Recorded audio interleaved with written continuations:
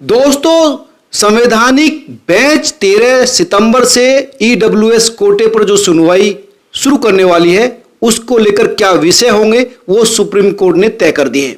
3 प्रश्न होंगे जिन पर पूरी बहस केंद्रित होगी। 3 जो प्रश्न है वो क्या है, संवैधानिक बहस उन प्रश्नों के जरिए क्या फाइंड आउट करना चाहती है, इन तमाम विषयों पर बात करने के लिए सुप्रीम कोर्ट के सीनियर लॉयर संदीप मिश्रा जी मेरे साथ हैं। उनसे इस पूरे बात पर चर्चा करेंगे और जानने की कोशिश करेंगे कि ये तीनों प्रश्न कितने अहम हैं और इस तीनों प्रश्न के आधार पर संविधान में क्या व्यवस्था है। सर नमस्कार जी। जो 3 प्रश्न हैं जो सुप्रीम कोर्ट के चीफ जस्टिस की ओर से स्वीकार किए गए हैं वो कौन कौन से हैं?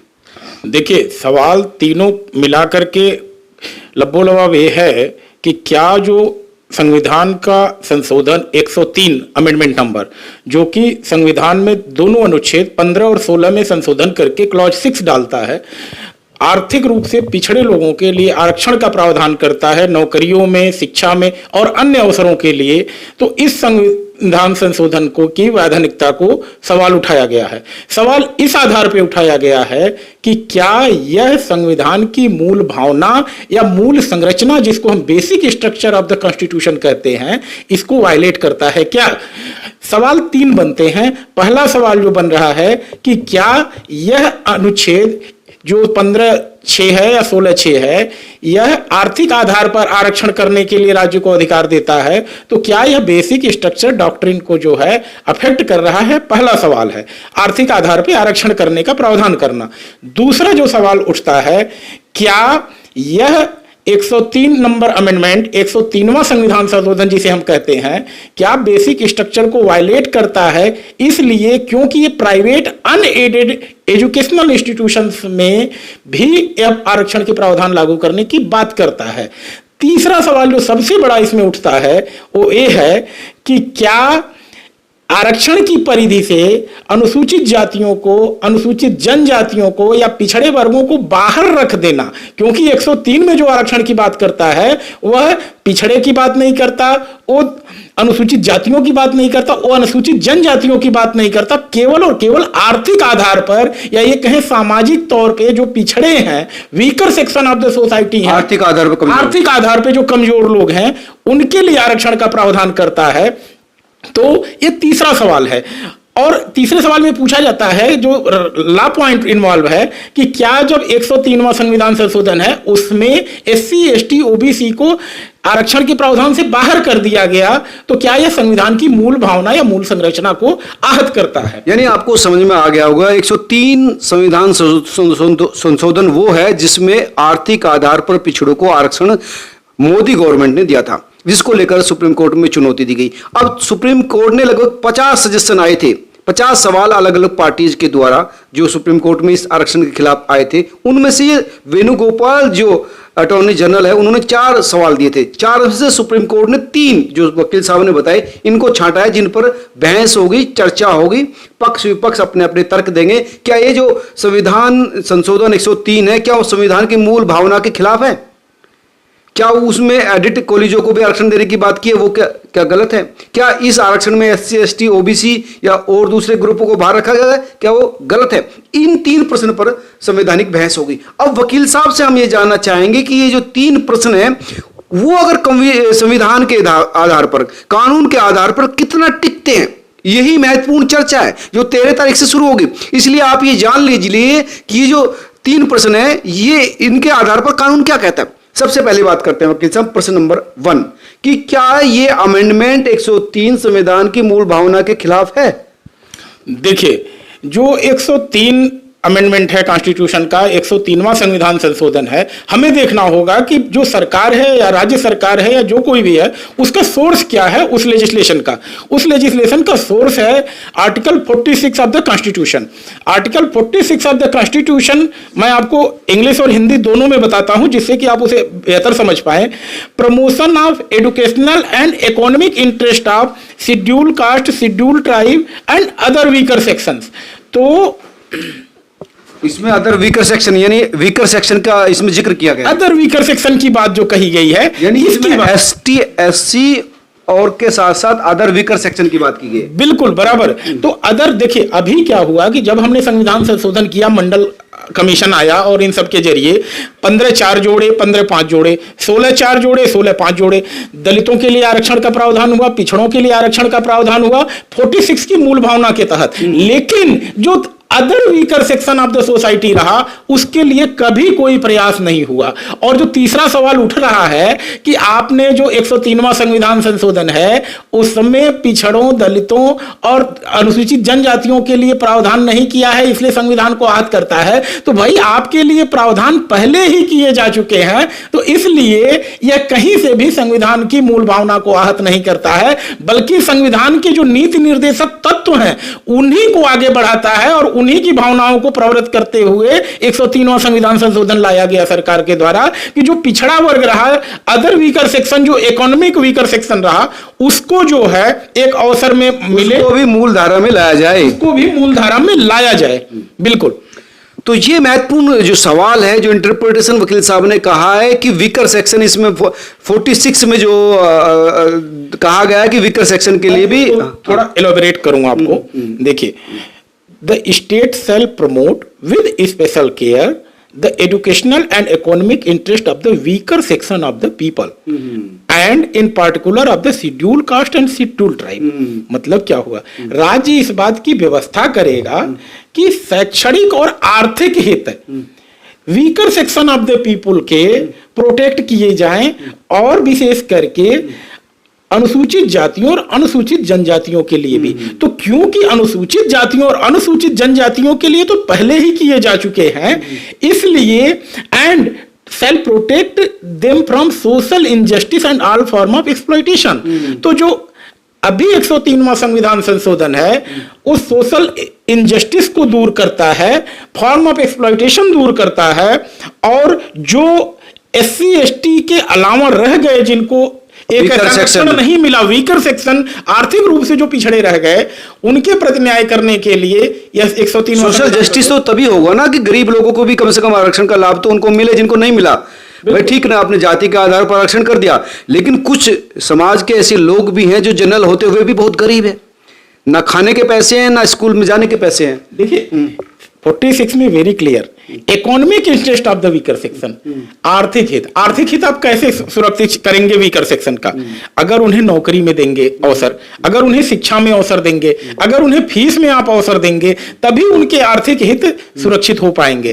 तो जो हमारा 103वां संविधान संशोधन है वह कहीं से भी संविधान की मूल भावना को आहत नहीं करता है, बल्कि संविधान की भावना को ही आगे बढ़ा रहा है, पुष्ट करता है। एक ये कहा कि राज्य को यह आदेश देना कि वो राज्य के लोगों को आर्थिक आधार पर आरक्षण दे सकते, क्या वो ठीक है?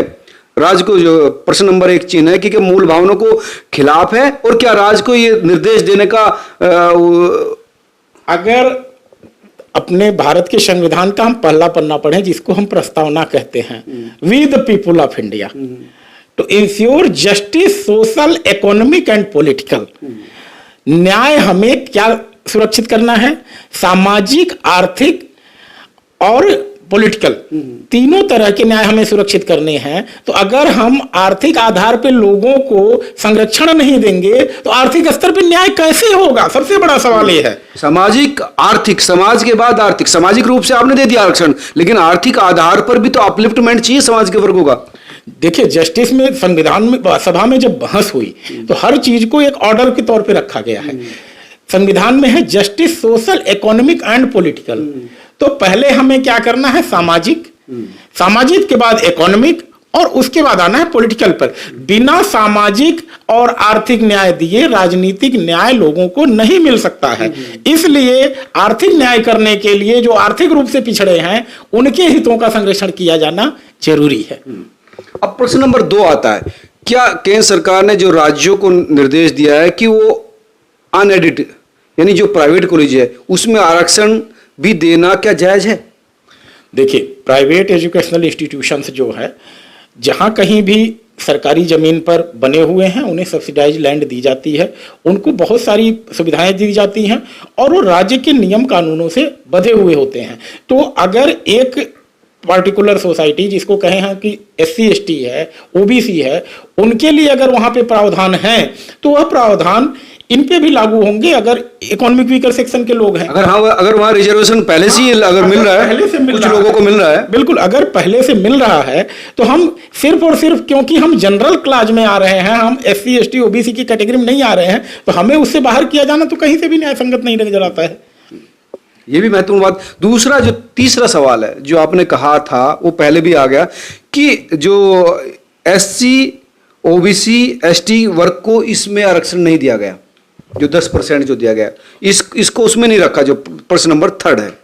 देखिए, संविधान में पहले से ही आर्टिकल 15 और 16, एक में एजुकेशनल इंस्टीट्यूशंस में प्रवेश में और 16 में जो है अवसर की समानता, नौकरियों में आरक्षण के लिए प्रावधान, ये पहले से ही किए गए हैं। तो जिनके लिए प्रावधान पहले से संविधान में किए जा चुके हैं उनको फिर से किए जाने की कोई आवश्यकता नहीं है। दोबारा या रिपीटेशन, तो जो चीज पहले से ही संविधान में है उसको कैसे करने की आवश्यकता होगी? भाई आपने तो 50-60% तक तो रिजर्वेशन पहले से ही किया हुआ है, तो उसमें अब कहां ले जाएंगे रिजर्वेशन को?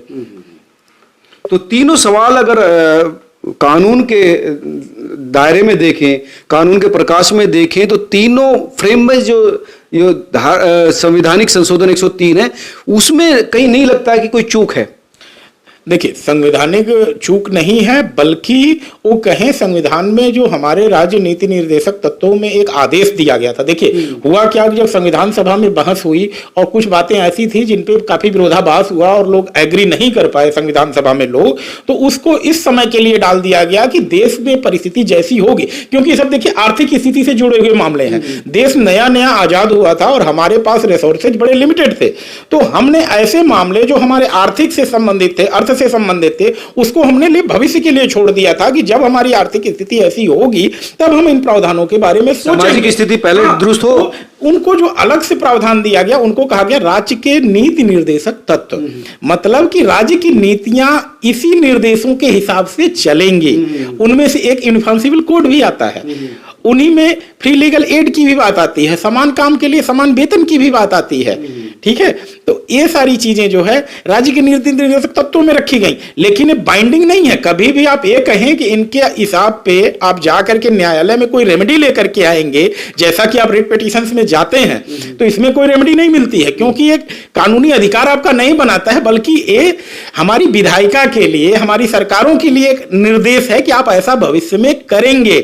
मैं इस चीज को क्लैरिफाई करूं, कहीं से लॉ में आपका कोई राइट नहीं क्रिएट करता है नीति निर्देशक तत्व, लेकिन हाँ एक टॉर्च बियरर का काम करता है कि राज्य की सरकार इसी दिशा में जाएगी और अपने जो संविधान सरकारों से उम्मीद की जाती है कि भविष्य में वो इन निर्देशों का पालन करेगी।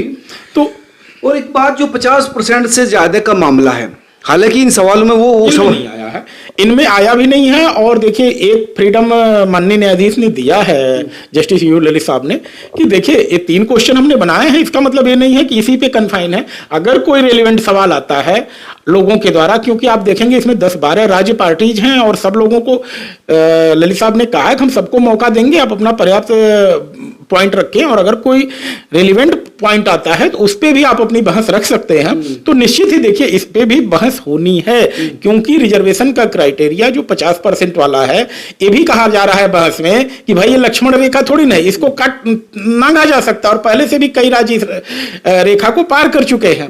तो ये देखना, तमिलनाडु उदाहरण है, बहुत सारे राज्य हैं, और तो ये भी सवाल निश्चित ही आएगा और आगे देखते हैं 13 तारीख से कैसे। हालांकि जो पक्ष है उनका कहना था कि जो 5 दिन में सुनवाई का कोर्ट ने जो है लाइन डिसाइड की कि हम इस पूरे मामले को 5 दिन में सुनेंगे, तो क्या लगता है कि 5 दिन में इतना सब कुछ हो सकता है? देखिए, अगर कमिटमेंट है सभी का, और सुप्रीम कोर्ट एक टीम की तरह काम करती है, मैं इतने दिनों से हूं, जब न्यायपालिका किसी ऐसे विषय पे निर्णय करनी जाती है जो कि एक लैंडमार्क हो, तो वहां पे सारे लोग मिलकर के काम करते हैं। इसमें सबसे बड़ा उदाहरण है राम जन्मभूमि का फैसला, उसमें बहुत सारी चीजों के ट्रांसलेशन किए जाने थे, सभी लोगों ने मिलकर के किए कि भाई जो न्यायालय ने एक समय सीमा रखी उसमें काम हो। यहाँ पर कोई भी नहीं चाहता कि सुप्रीम कोर्ट के काम को हम किसी तरह से बिगाड़े, चाहे वकील हो, चाहे न्यायाधीश हो, चाहे कोई भी हो, पार्टीज हो। तो मुझे लगता है कि अगर 4 दिन 5 दिन का कोई भी डेडलाइन अगर सरकार सुप्रीम कोर्ट ने दिया है तो ये कोई हार्ड फास्ट रूल नहीं है। अगर लगता है तो एक्सटेंड होगी। हाँ, कह भी रहे थे कि चलो शुरू करते हैं, लेकिन हाँ, डेलिबरेटली अगर कोई इसको लिंगर ऑन करने की कोशिश करेगा तो जजेज इतने सक्षम हैं उन चीजों को पकड़ने के लिए कि किसका मोटिव है कि इस मैटर को लिंगर ऑन किया जाए और किसका मकसद है कि इसको जल्दी से जल्दी शॉर्ट आउट किया जाए। तो यहां पर आप मान के चलिए कि 5 दिन की बात कही गई, हो सकता है 10 दिन लगे, 15 दिन लगे, इसमें कोई डाउट नहीं है। लेकिन एक कॉन्स्टिट्यूशनल बेंच मामले को सुन रही है और एक कॉन्स्टिट्यूशन अमेंडमेंट की लीगैलिटी पे सवाल है, तो उन सभी मुद्दों का निर्धारण किया जाना होगा, क्योंकि आगे जो फैसला होगा वह एक लैंडमार्क जजमेंट बनेगा आने वाली पीढ़ी के लिए, आने वाली नस्लों के लिए। ये बहुत महत्वपूर्ण जानकारी वकील साहब ने दी और आपने समझ भी लिया होगा कि किस तरह से जो 3 सवाल कन्फाइन किए हैं जिन पर डिस्कशन होना है, जिस पे इस पूरी बहस को जाना है, उसका लीगल कानूनी रूप से क्या भविष्य है, क्या कानून में कहा गया है, आपको समझ में आ गया होगा। आपके कुछ सवाल हो तो जरूर कमेंट करके बताना, आप क्या सोचते हैं वो भी बताना। लेकिन एक बात जो लगता है वो ये है कि आर्थिक रूप से पिछड़े लोग भी हमारे ही भाई बहन है, इसी देश की संतान है, उनको भी आर्थिक रूप से अगर वो कमजोर है तो उनको भी संबल की जरूरत है। आप क्या सोचते हैं कमेंट करके जरूर बताना। नमस्कार, मैं लगातार इस मुद्दे पर आपके साथ जुड़ा रहूंगा, अपडेट देता रहूंगा। इस खबर को शेयर भी करें ताकि एक जागरूकता इस देश में लाई जाए।